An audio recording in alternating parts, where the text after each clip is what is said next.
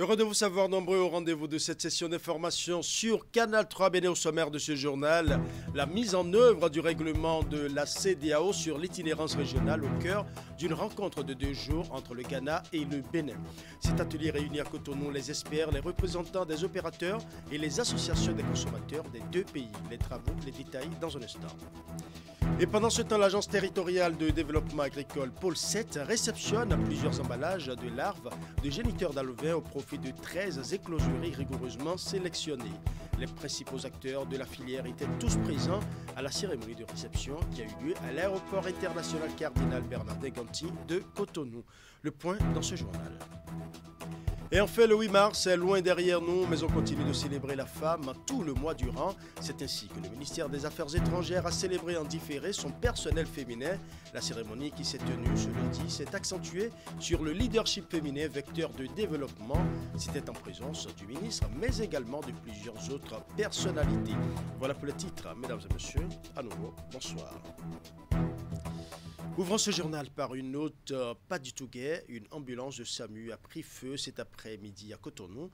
Aucune perte en vie humaine n'est enregistrée selon le bilan provisoire d'après les images, d'après les témoignages recueillis sur place.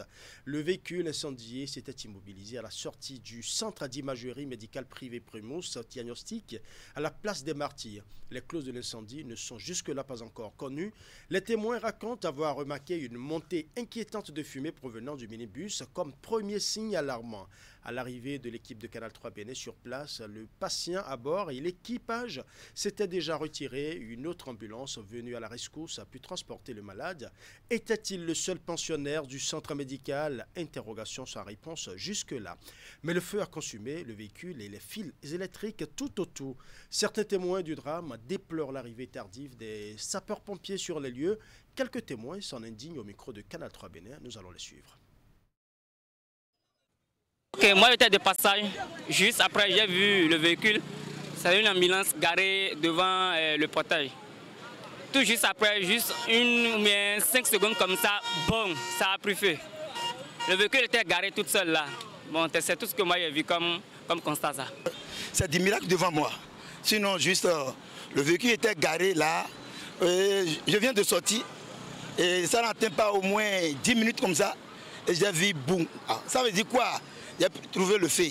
Alors, depuis longtemps, jusqu'à cette heure-ci, on n'a pas vu les sapeurs-pompiers. Je demande à nos chefs de penser à la situation des chefs-pompiers. Ça a déjà fait plus d'une heure. Le fait, ça a déjà plus d'une heure. Depuis longtemps, on n'a pas vu les sapeurs-pompiers. Alors, vous pensez un peu à ça, là. Sinon, la situation, ça ne va pas. Ça ne va pas. Une image bien triste, vivement que les dispositions ont été prises à temps pour calmer les dégâts. Cotonou abrite pour 2 jours une rencontre entre le Ghana et le Bénin pour la mise en œuvre du règlement de la CEDEAO sur l'itinérance régionale. Cet atelier réunit les experts, les représentants des opérateurs et les associations des consommateurs des 2 pays. Les assises de Cotonou permettront aux participants de discuter et d'harmoniser leur point de vue afin d'aboutir à la conclusion d'un contrat qui puisse davantage faciliter l'utilisation des services de communication électronique dans l'espace CEDEAO. Ouliat Sanoussi pour les détails. L'autorité de régulation des communications électroniques et de la poste, ARCEP Bénin, et le régulateur du Ghana NCA se retrouvent à Cotonou pour discuter pendant 2 jours en vue de la signature de protocole d'accord de free roaming entre les 2 pays. Ceci dans le cadre de la mise en œuvre du règlement REG 21 de décembre 2017 du Conseil des ministres en charge des télécommunications de la CEDEAO relatif à l'itinérance régionale. Quand vous quittez le Bénin, vous allez au Ghana, c'est impossible d'utiliser le téléphone du Bénin. Il va falloir chercher une SIM au Ghana et vice-versa. Et ça, c'est des situations inconfortables, surtout dans des pays où les frontières ont été artificiellement dessinées. Au regard des résultats peu reluisants obtenus dans le cadre de la mise en œuvre du règlement, l'Assemblée générale de l'Association des régulateurs de télécommunications de l'Afrique de l'Ouest a recommandé la signature des protocoles bilatéraux entre pays. Ce partenariat vise à réaliser l'objectif de la CEDEAO en ce qui concerne l'initiative de l'itinérance régionale pour faciliter la communication et également le commerce au sein de la sous-région. Je voudrais ici que nous apprenions les uns des autres à travers nos différents experts pour affronter les défis auxquels nous sommes confrontés, surtout partager les bonnes pratiques afin d'assurer la mise en œuvre réussie de l'itinérance régionale afin que cette itinérance soit une réalité pour nos populations respectives. C'est un événement très important qui fera date pour la CEP Bénin dans le développement des secteurs des communications aussi bien au Ghana, au Bénin que dans l'espace sous-régional. La mise en œuvre du règlement de la CEDEAO constitue une opportunité de réduction, voire d'élimination des frais d'itinérance communautaire. D'où la signature antérieure de protocoles entre le Togo et le Bénin, le Mali et le Togo et le Mali et le Bénin. Dans la même dynamique, il s'agit ce jour de faire un pas plus en avant dans la bonne direction avec le Ghana pour la signature d'un protocole similaire entre la CEP Bénin et NCA Ghana. L'objet de la réunion qui s'ouvre ce jour correspond à un besoin réel, exprimé par nos populations et attendu par elles depuis longtemps. Je reste donc convaincu que les échanges entre opérateurs et régulateurs seront très fructueux afin qu'en sortent des propositions tarifaires de free roaming qui soient acceptables, intéressantes et profitables aux utilisateurs des services de communications électroniques mobiles du Bénin et du Ghana. Le président de l'ARCEP Bénin exhorte par ailleurs les participants à poursuivre les discussions avec les autres régulateurs de l'espace CEDEAO et ceux des pays africains pour la signature d'autres protocoles d'accords bilatéraux. La nouvelle présidente de la Haute Cour de justice veut travailler à mieux faire connaître à son institution. C'est l'une des principales ambitions de professeur Dandignamoun pour son mandat. Elle l'a déclaré hier à l'issue de son audience des civilités au président de la Haute Autorité de l'Audiovisuel et de la Communication après son entrée en fonction. La présidente de la Haute Cour de justice était avant cette étape avec le président de la Cour constitutionnelle. Nous allons suivre. Après la Commission électorale nationale autonome et l'Assemblée nationale, la tournée traditionnelle de civilité au président d'institution amène professeur Dandignamoun à la Cour constitutionnelle chez elle. La conseillère à la haute juridiction est reçue en audience par le président de la Cour, en qualité cette fois de présidente de la Haute Cour de justice. Elle ressort de cette visite de courtoisie à professeur Dorothée Sosa, satisfaite des échanges fructueux et conseils divers. D'abord, j'ai tenu à le remercier pour sa présence lors de la passation de charges, mais aussi beaucoup de personnes ne le savent pas. Je suis professeur titulaire des universités, mais quand je suis arrivée au Bénin, la personne qui m'a facilité mon intégration dans le corps des enseignants-chercheurs, c'est le professeur Dorothée Sosa. Il était à l'époque doyen de la faculté de droit et de sciences politiques. Donc, c'est pour moi un plaisir et un grand honneur, à la fois en tant qu'aîné, de l'avoir ici, président de la Cour constitutionnelle, et aussi en tant qu'une personne politique de premier rang, de pouvoir bénéficier de ses conseils. Cap ensuite sur la Haute Autorité de l'Audiovisuel et de la Communication. L'audience avec le président Rémi Prosper Moretti est d'un intérêt double pour la première responsable de la Haute Cour de justice. Elle permet de faire connaître davantage cette institution de la République aux Béninois. Un repositionnement de la juridiction possible également à travers des réformes institutionnelles. Alors, sortir l'institution de l'oubli, ça passe par deux éléments. Le premier élément, c'est de modifier la Constitution. Puisque si vous jetez un œil à la Constitution, vous verrez qu'un vrai procès ne peut se faire que si l'acte de poursuite et l'acte d'accusation a été adopté par l'Assemblée nationale à une majorité qualifiée. Deuxième élément, il faut rappeler que la Haute Cour de justice, bien qu'elle n'ait pas fait un procès, ça reste une juridiction et qu'il y a un effet dissuasif, ne serait-ce que par la présence de cette haute juridiction. Et c'est pour ça que je fais aussi le tour, pour rappeler qu'elle existe. Et ensuite, avec cette présence dissuasive, il faut voir comment, et ça c'est le chantier que nous menons, comment opérationnaliser sur le plan juridique la Haute Cour de justice avec ce que nous avons, c'est-à-dire faire sans la modification de la Constitution. L'enseignante de droit public a été élue à la tête de la Haute Cour de justice le 1er mars dernier, une institution composée des conseillers à la Cour constitutionnelle, à l'exception du président, de députés à l'Assemblée nationale et du président de la Cour suprême.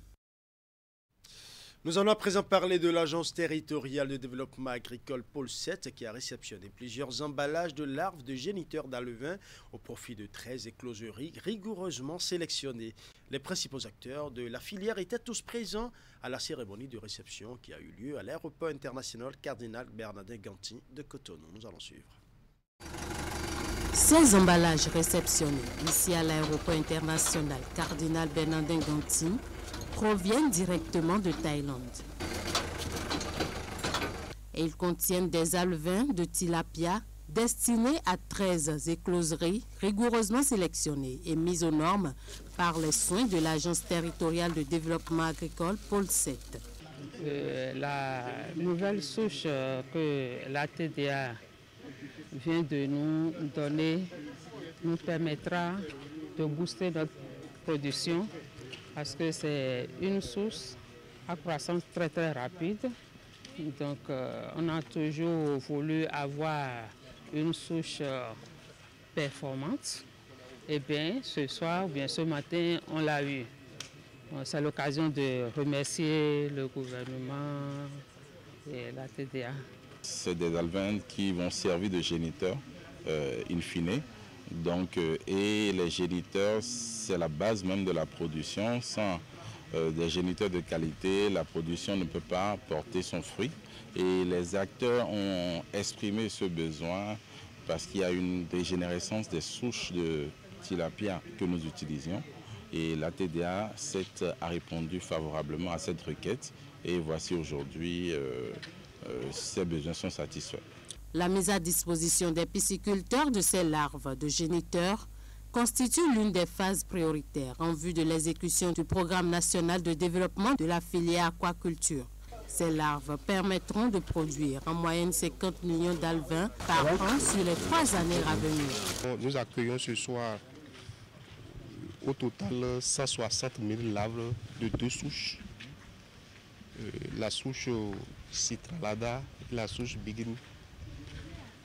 Au profil des écloseries qui sont des unités qui produisent les alevins au profit des pisciculteurs.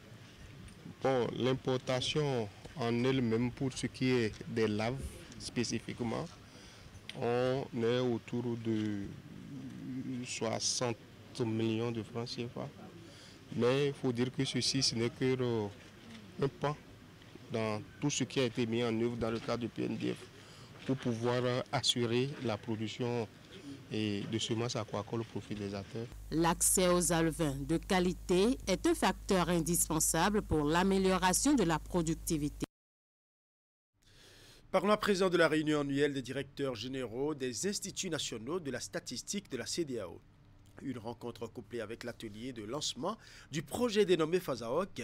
À travers cette réunion annuelle financée par la Banque mondiale, les instituts nationaux veulent travailler pour une mutualisation des efforts pour l'amélioration de la production, l'analyse et la diffusion des données statistiques. Clément Tchadé pour plus de précisions. Pour mieux coordonner la convergence du développement des systèmes statistiques nationaux et le partage de bonnes pratiques en termes de production des données, les directeurs nationaux des États membres de la CEDEAO se retrouvent à Cotonou pour un atelier de 5 jours. Cette réunion annuelle des instituts nationaux est l'occasion pour l'ensemble des pays membres de la CEDEAO de procéder au lancement du projet d'harmonisation et d'amélioration des statistiques en Afrique de l'Ouest et du Centre. Elle a pour objet de passer en revue les programmes que nous menons dans nos pays et voir dans quelle mesure assurer l'harmonisation des méthodes que nous utilisons en matière de statistiques pour pouvoir faire la comparabilité des chiffres que nous produisons. Tout ça là se fait sur la base d'une méthodologie unique, acceptée par tous, et cela permet de faire la comparaison. Donc cette réunion est une réunion capital pour nous. Le système statistique régional a reçu de 2020 à 2024 de la Banque mondiale un appui de plus d'1 milliard de dollars sous forme de dons et de crédits, ce qui nous a permis de produire des guides régionaux d'harmonisation des statistiques que nous devons aujourd'hui tous être fiers d'examiner et de valider pour la mise en œuvre dans la région.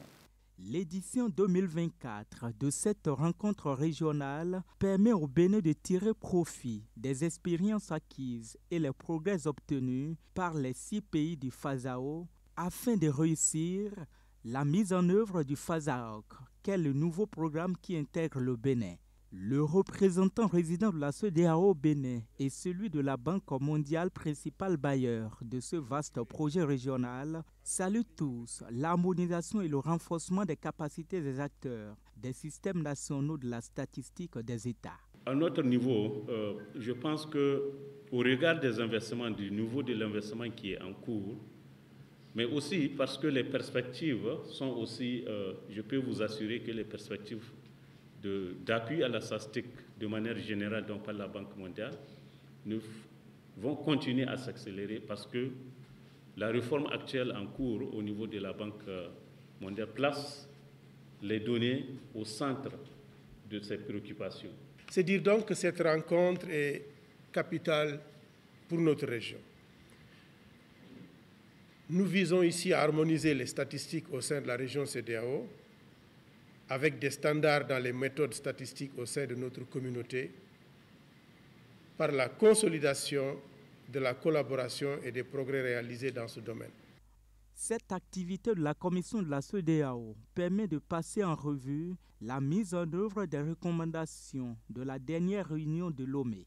Aussi, il sera procédé à la revue des activités statistiques de la CEDEAO, sans oublier la présentation du guide méthodologique des comptes nationaux et celui des autres données statistiques de la sous-région ouest-africaine. Annoncé par les rumeurs depuis quelques semaines, le déplacement de la statue Bioguera de Cotonou est effectif depuis ce lundi. Initialement installé au rond-point de l'aéroport international Cardinal Bernardin Ganti, le monument trône désormais au carrefour Erivan sur le boulevard de la Marina. L'une de nos équipes de reportage s'est déplacée sur ce nouvel emplacement pour un constat. Voici le reportage de Hugues Viimbe. Inauguré en grande pompe bientôt 2 ans par le chef de l'État, Patrice Talon, le monument Bioguera de Cotonou change de loge. Si par le passé l'édifice était érigé au rond-point de l'aéroport international Cardinal Bernardin Ganti, désormais la statue Bioguera se dresse au carrefour Erivan sur le boulevard de la Marina. C'est un carrefour qui relie une voie inter-État.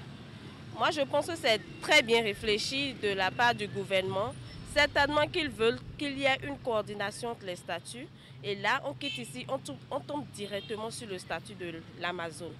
Ça retrace en partie une histoire de notre Bénin. Cet emplacement, elle est bien visible.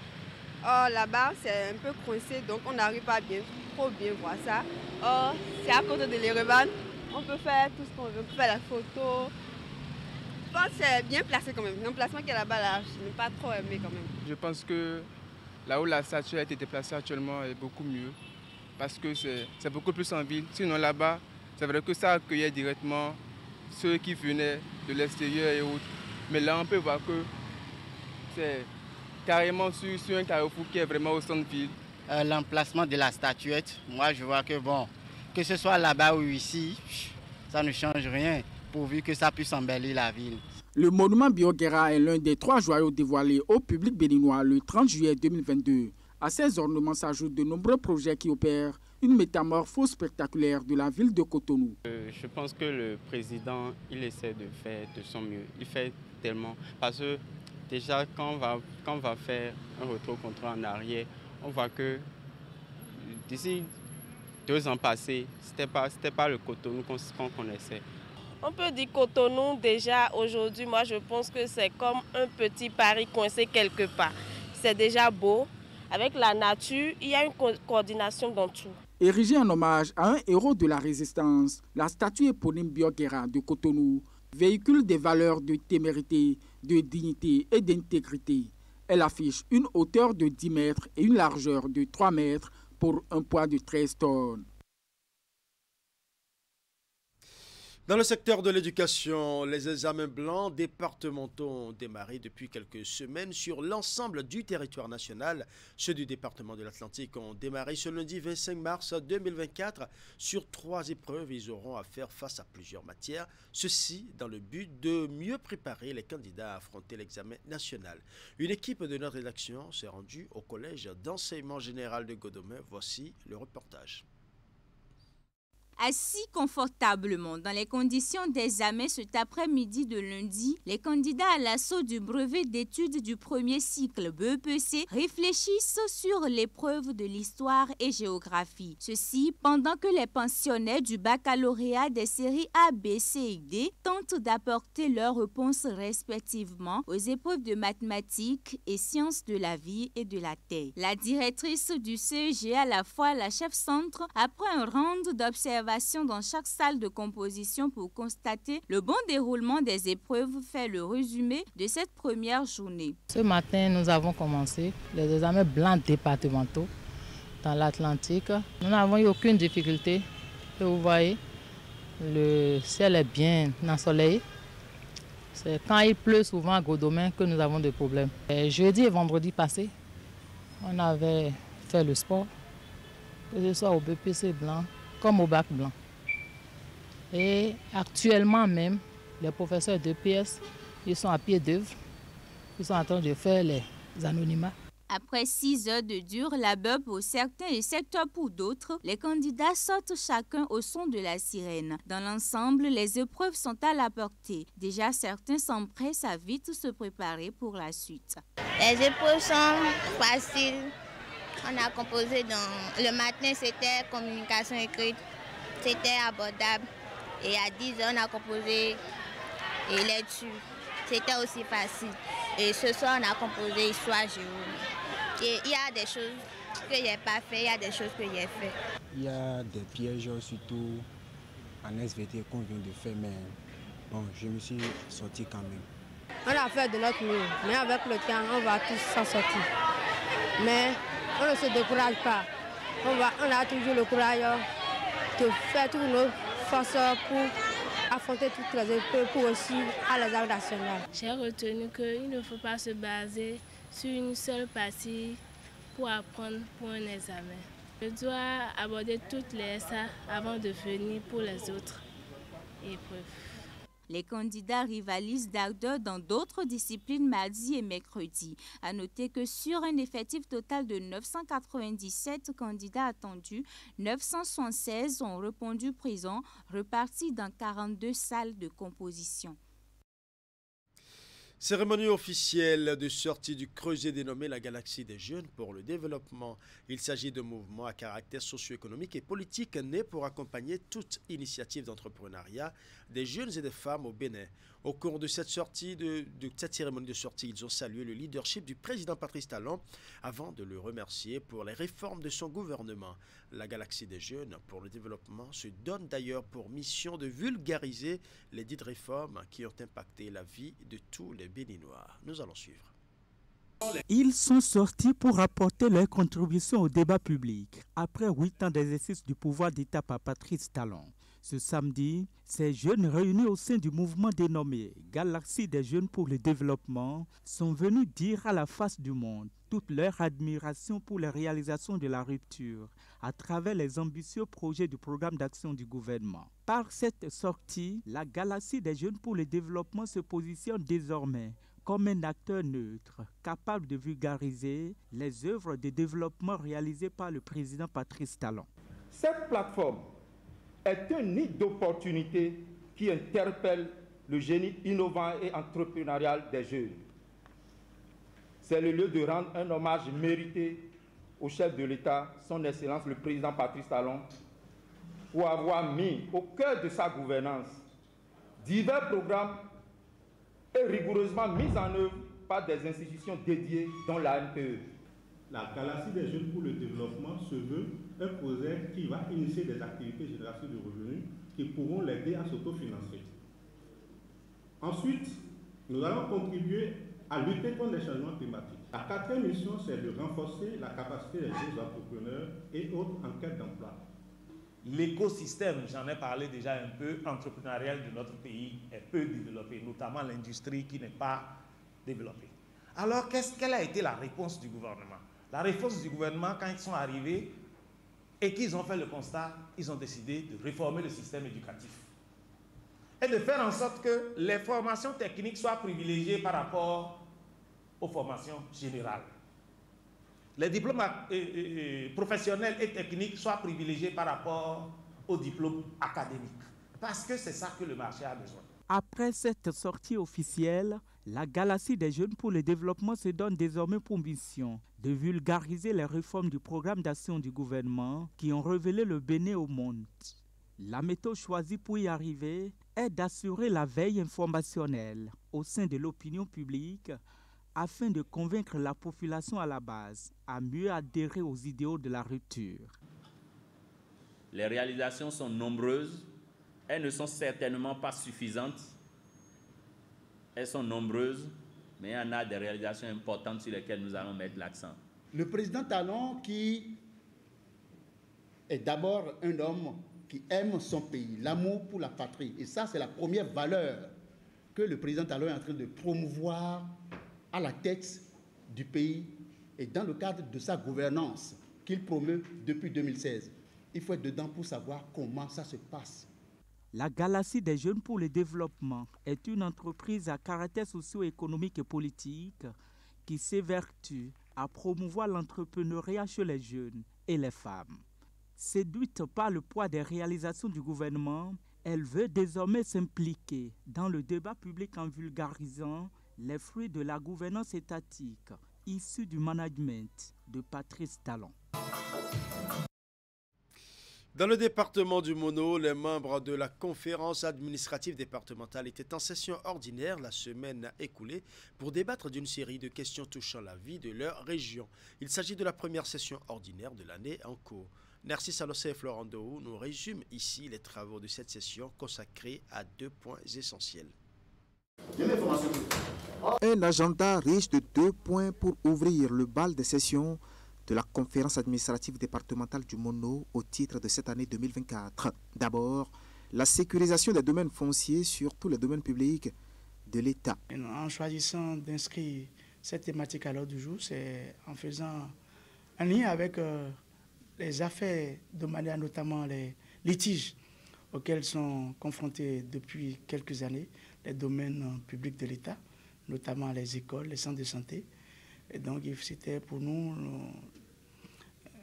mettre les acteurs au même niveau d'information, leur donner les outils et instruments pour sécuriser ces domaines qui autrefois avaient fait l'objet de donations par des parents qui ne vivent plus et qui sont aujourd'hui contestés par des ayants droit. Et ici, le chef bureau ANDF du Mono a présenté aux participants les dispositions qui encadrent la gestion de ces domaines publics au Bénin. Place a été faite enfin au point d'exécution du budget au niveau du département au titre de l'année 2023. Globalement, nous avons pu exécuter plus de 90% du budget du département, base engagement, et au niveau de l'ordonnancement, nous sommes à 93%, donc c'est un niveau quand même relativement acceptable. Nous sommes au niveau de performance, même si nous aurions aimé mieux faire. Derrière ces 2 sujets, les membres de la conférence administrative départementale du Mono ont échangé autour de l'opération de répression des infractions au code de la route, notamment le port de casque au niveau des motocyclistes. La nécessité pour chaque directeur départemental de se faire porte-voix de cette réforme, de cette prise de conscience collective pour que nous puissions sentir vraiment un engouement collectif.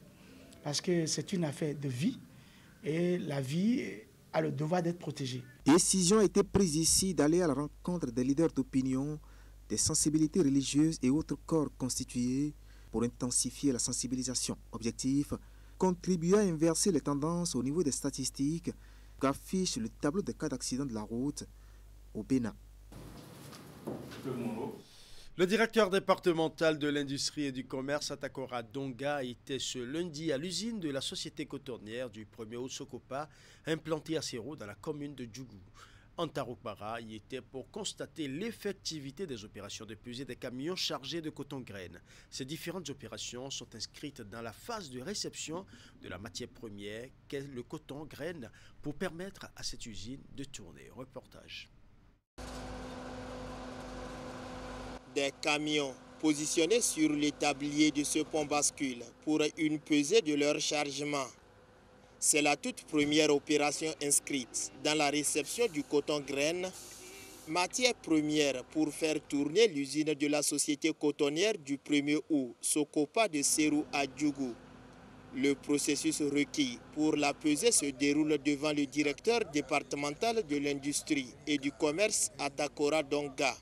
On a fait entrer les camions qui sont passés sur la bascule pour le pesage du poids total à charge. Ensuite, on passe au déchargement et après le déchargement, le camion retourne sur la bascule afin qu'on puisse voir le poids à vide. Quand on va faire la balance entre le poids total à charge et le poids à vide, cela permettra de déterminer réellement le tonnage réel que le camion a apporté. Avec l'implantation de cette usine d'égrainage, la toute première dans la Donga, les populations riveraines trouvent déjà d'emploi pour subvenir à leurs besoins. Vous constatez déjà avec moi, il y a des femmes et des jeunes qui sont des populations riveraines de l'usine qui ont déjà été commises pour les tâches de déchargement. L'administration de son côté met les bouchées doubles pour la mise en service officielle de cette usine dont la capacité est non moins négligeable. Vous savez, l'usine a une certaine capacité et il faut recevoir suffisamment de la matière première avant de mettre les machines en marche. Ce n'est pas une mise en marche au coup par coup. Lorsqu'il n'y a pas suffisamment de la matière première et que vous mettez en marche, l'usine va tourner à perte. Je voudrais profiter de vos canaux pour exprimer remerciements à l'endroit du chef de l'État. Également, je voudrais remercier très sincèrement Madame la ministre de l'Industrie et du Commerce. Les agents de conditionnement de la Société interprofessionnelle du coton, AIC, veillent au grain. Ils vérifient scrupuleusement la qualité du coton-graine, camion après camion, pour s'assurer que l'or blanc chargé sera classé dans la case premier choix ou deuxième choix. Je l'annonçais en début d'édition, le 8 mars est loin derrière nous, mais on continue de célébrer la femme tout le mois durant. C'est ainsi que le ministère des Affaires étrangères a célébré en différé son personnel féminin. La cérémonie qui s'est tenue ce lundi 25 mars 2024 s'est accentuée sur le leadership féminin vecteur de développement. C'était en présence du ministre, mais également de plusieurs autres personnalités. Nous allons suivre.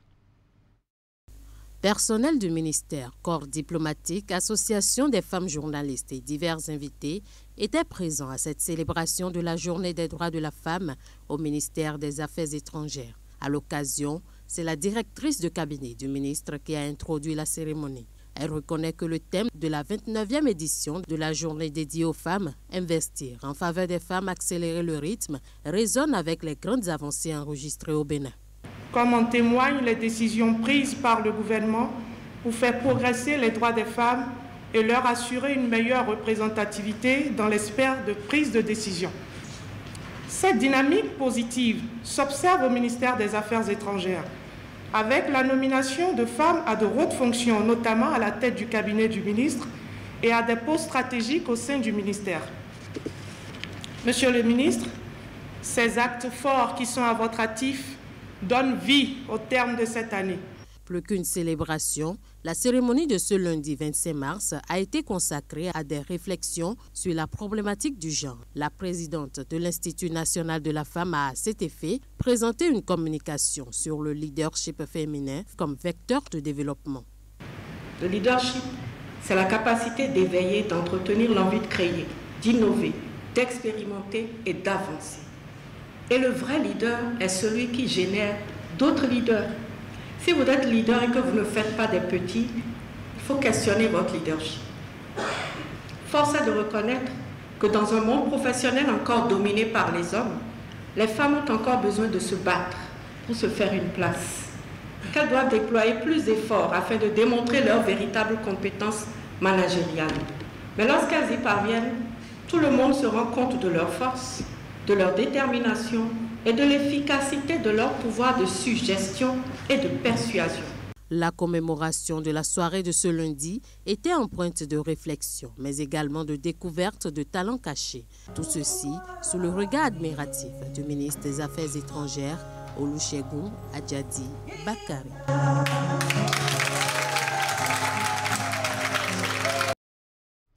Voilà, ce sera tout pour ce journal. Merci pour votre aimable attention. Bonne soirée à chacun et à tous.